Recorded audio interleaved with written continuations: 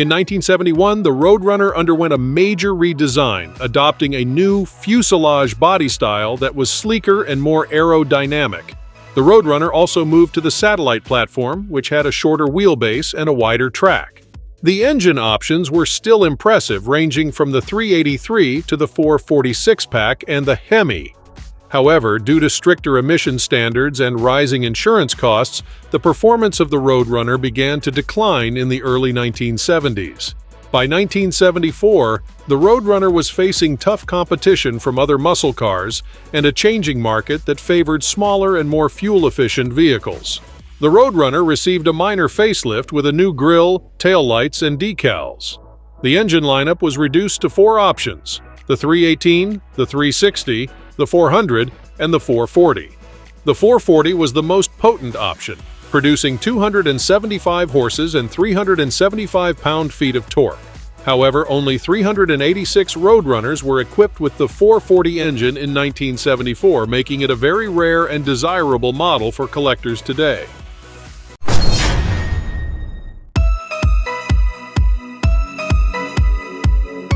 The Superbird was based on the Dodge Charger Daytona, which was introduced in 1969 as the first American car to be designed using a wind tunnel and computer analysis. The Superbird improved on the Daytona's design by smoothing out the body and adding retractable headlights. It was also longer than the Roadrunner by 19 inches.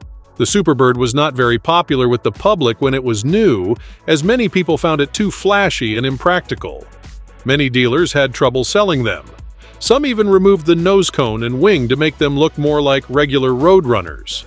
As a result, many Superbirds sat unsold on dealer lots for years or were sold at discounted prices. However, over time, the Superbird became a highly sought-after collector's item, especially the Hemi models. Only 1,935 Superbirds were built, of which 135 had the 426 Hemi engine.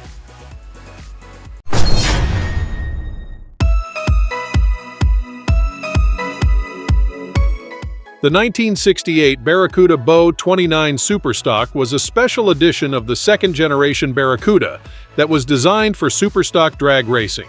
It was built with help from Hearst Performance and received a host of performance upgrades, including an improved chassis, a lighter body, heavy-duty rear suspension, and disc brakes.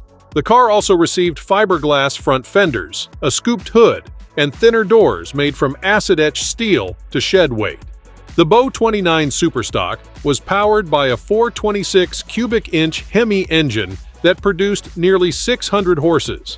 Some of the official times for the B29 drag cars show that the vehicle could shoot down the quarter-mile track in a mere 10 seconds or so. It has set several brag-worthy national records and earned many NHRA event wins. Only 50 to 70 units were made, and they were sold through select Plymouth dealerships. It's highly sought after by collectors today and can fetch from $100,000 to $400,000 at auctions, depending on state and racing background.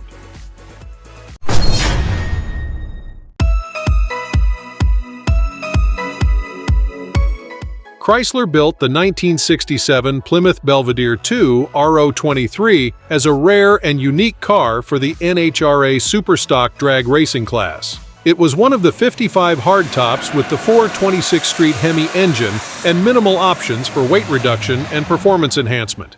Only 17 of them had the A833 4-speed transmission.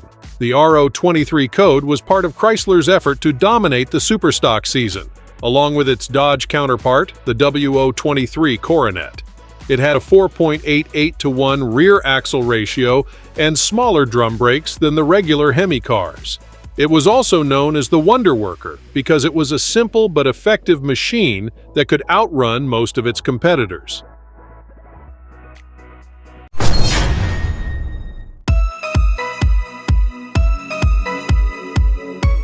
The 1971 Plymouth GTX was based on the Plymouth Satellite, a mid-sized car that was redesigned for 1971 with a new fuselage-style body and a distinctive loop bumper grille. The GTX was the high-performance version of the Satellite, featuring a standard 440 cubic inch V8 engine with 370 horsepower or an optional 426 Hemi V8 engine with 425 horses. The Hemi option was very expensive and only 30 units were built in 1971. The GTX also had a heavy-duty suspension, dual exhausts, hood scoops, racing stripes, and a tachometer.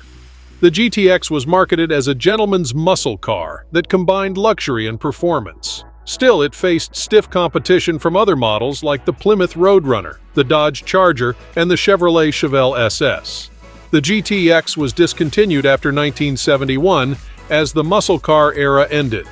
A fully restored 1971 Hemi GTX can fetch over $200,000 at auctions.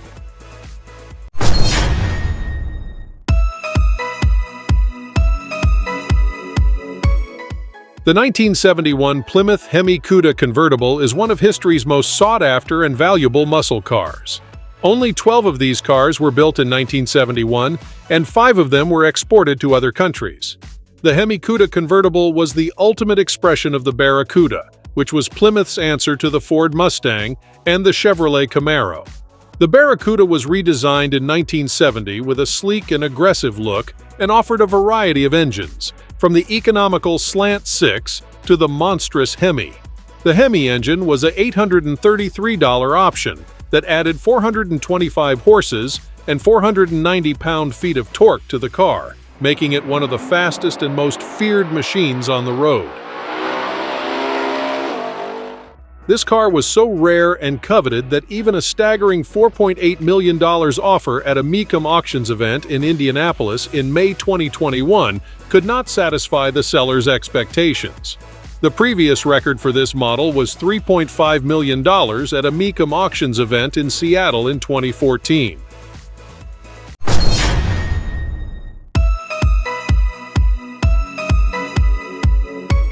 The 1970 Plymouth Cuda 440 Rapid Transit was a custom show car part of the Plymouth Rapid Transit System Caravan, a promotional campaign showcasing Plymouth's muscle cars across the United States in 1970 and 1971.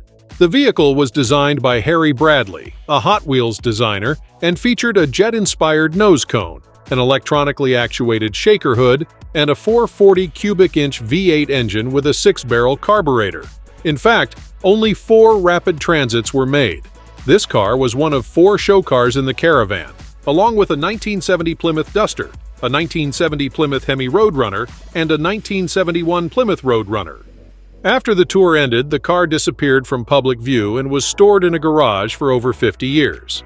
It resurfaced in 2023 and was auctioned off by Mecum in Indianapolis for $2.2 million.